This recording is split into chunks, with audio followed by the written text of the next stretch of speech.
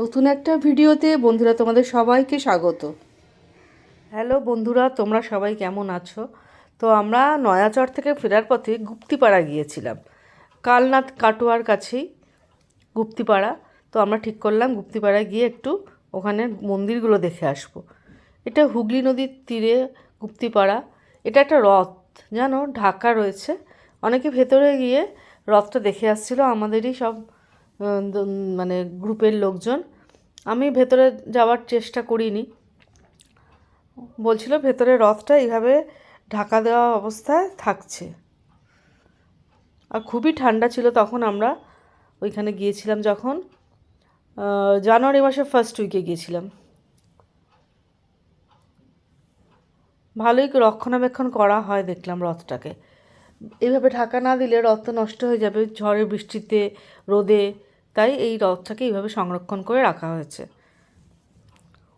গুপ্তিপাড়া বৈষ্ণবদের এই মন্দিরগুলোর জন্যই বিখ্যাত।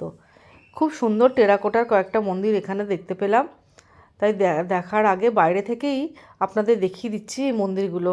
এত সুন্দর এই জায়গাটা, শান্ত পরিবেশ, আর এই মন্দিরটা একটা পাঁচিলের মধ্যে ঘেরা রয়েছে। মন্দির দেখতে আমার খুবই ইচ্ছে করছিল। আমাদের সকলেই বলছিল দারুণ জায়গাটা, সত্যিই খুব সুন্দর। ভেতরে গেলাম আস্তে আস্তে। ওই দেখুন দূরে মন্দির দেখা যাচ্ছে, গেটের ফাঁক দিয়ে আপনাদের দেখিয়ে দিলাম। এই রাস্তা দিয়ে এবার যেতে হবে ভেতরে। আমরা এগিয়ে চলেছি। এখানে আটচালার কয়েকটা বসার জায়গা রয়েছে, কিছু নিশ্চয়ই এখানে কাজকর্ম হয়। তারপর দেখলাম বড় বড় কি সুন্দর গাছ রয়েছে, আম গাছ, আরও অনেক ধরনের গাছ। আমি গাছের সম্বন্ধে আমার খুব বেশি জ্ঞান নেই, তাই আমি অত বলতে পারছি না। যাই হোক, দেখে জায়গাটা খুবই মনোরম লাগছিল। বুঝতেই পারছেন গাছের ছায়ায় এই জায়গাটা কতটা শীতল এই সময়।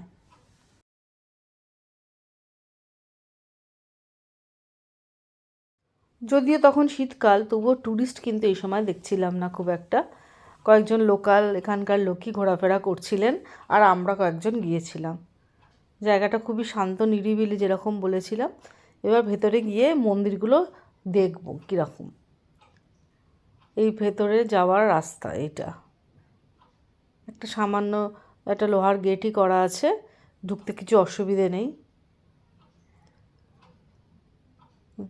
দেখেই প্রথম দর্শনেই আমাদের মন কেড়ে নিয়েছিল মন্দিরটা।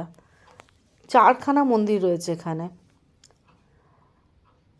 খুবই সুন্দর। দেখুন এখানে সামনে ইতিহাস লেখা রয়েছে।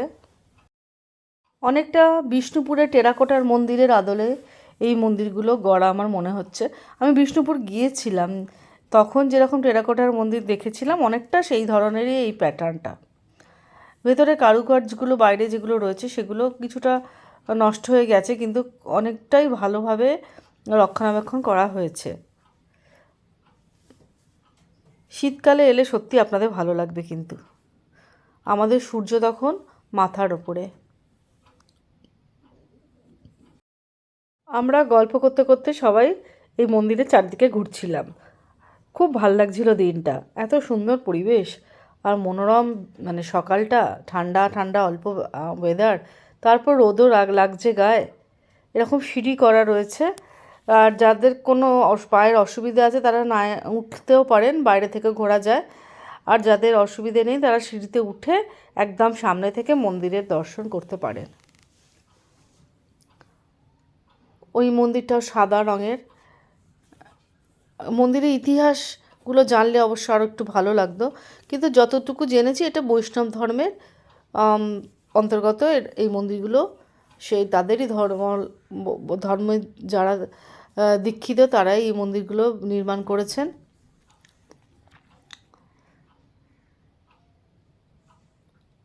খুবই সুন্দর লাগছিল।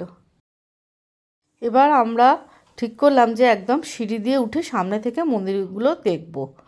তাই সিঁড়ি খুঁজছিলাম আমরা, কোথায় সিঁড়ি পাওয়া যাবে, এই দিকে না ওই দিকে, সেটাই দেখছিলাম কোন দিক দিয়ে সিঁড়ি দিয়ে উঠে মন্দিরগুলো একদম উপরে উঠতে পারবো।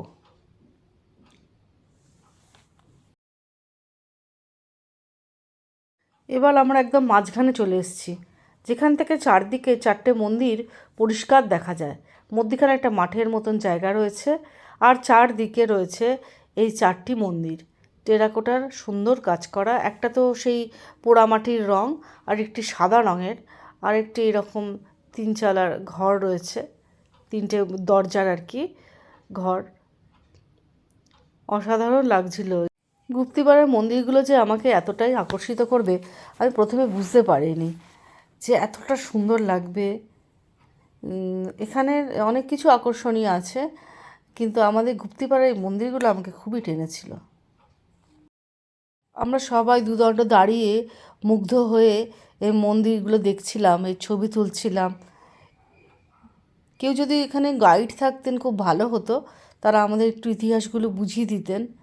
যাই হোক, দেখতেও তো ভালো লাগছিল। সবাই মিলে গিয়ে ভাবলাম যে একটা খুব সুন্দর জায়গা দেখে এলাম। আমাদের কত কিছুই তো আমাদের পশ্চিমবঙ্গে রয়েছে যেগুলো আমরা দেখি না, এখনও কত কিছুই না দেখা জায়গা। গুপ্তিপাড়াও আমার কাছে তার মধ্যে এইরকম একটি। এবার একটা মন্দিরে এসে আমরা কতগুলো মূর্তি দেখতে পেলাম। এই মূর্তিগুলো কি সেই নিয়ে আমাদের আলোচনা হচ্ছে।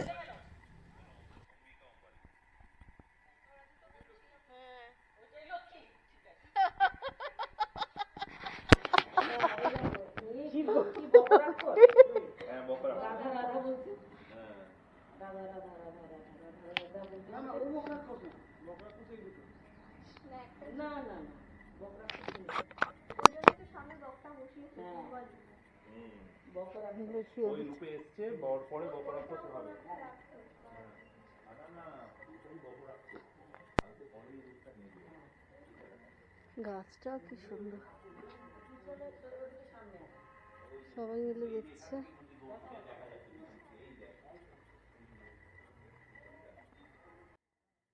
এখানে এলে আপনারা অবশ্যই মন্দিরগুলো দেখবেন, খুবই ভালো লাগবে আপনাদের।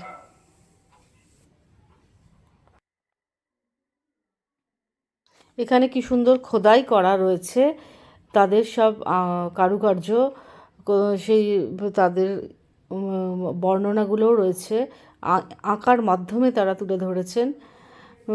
দরজাগুলো কি সুন্দর, এখানে খুব পরিপাটি করে কাজ করা। কিছুটা রক্ষণাবেক্ষণের অভাব রয়েছে, নষ্ট হয়ে গেছে কিছু কাজ, কিন্তু যেগুলো রয়েছে সেগুলো খুবই সুন্দর।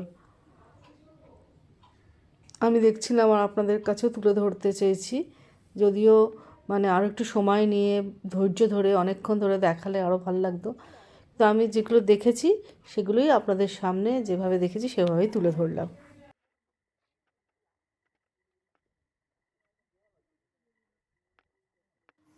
এইখানে না এলে আমি ভাবছিলাম যে এই গুপ্তিপাড়াটা না দেখাই থেকে যেত, এত কাজ দিয়ে আমরা চলে যেতাম। ভাগ্যিস সবাই বললেন যে গুপ্তিপাড়া আসলে ভালো লাগবে, তাই জায়গাটা আমাদের দেখা হয়ে গেল। বেশ সকাল সকাল বেরিয়েছিলাম বলেই এটা সম্ভব হলো। আধ ঘন্টা মতন আমরা ছিলাম, আধ ঘন্টা 45 মিনিট মতন। যাই হোক, তার জন্য আমাদের খুব ভালো করে একটা জায়গা দেখা হয়ে গেল। কি সুন্দর কারুকাজগুলো আপনারা শুধু দেখুন, এই কারুকাজগুলো কি অপূর্ব। ঠিক যেন মনে হচ্ছে যে বিষ্ণুপুরে এসেছি টেরাকোটার মন্দির দেখতে, তাই না? আস্তে আস্তে আমরা বেরিয়ে এলাম। এবার বাসে করে যেতে যেতে দেখুন সর্ষে ক্ষেত দেখিয়ে দিচ্ছি, কি সুন্দর। এখানে প্রচুর এই সময় সর্ষে ক্ষেত দেখেছিলাম। তারপরে আমরা মা অন্নপূর্ণার হোটেলে লাঞ্চ সেরে এবার বাড়ির দিকে যাত্রা করলাম। আমার চ্যানেলটিকে প্লিজ সাবস্ক্রাইব করুন। অনেক ধন্যবাদ।